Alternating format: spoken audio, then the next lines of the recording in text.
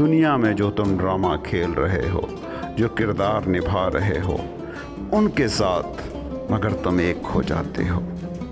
किरदार और एक्टर के दरमियान फ़र्क मिट जाता है।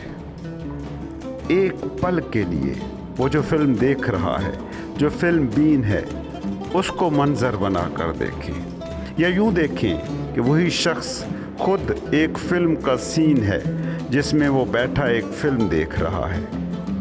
अब कहानी रियल हो गई, मगर क्या ये रियलिटी में भी रियल है? याद रखना, रियल की सिर्फ एक डेफिनेशन होती है। जो इस डेफिनेशन पर पूरा उतरता है वो रियल है, वो हतमी है। रियलिटी की डेफिनेशन है वो जो तब्दील नहीं होता, जो अनचेंजेबल है।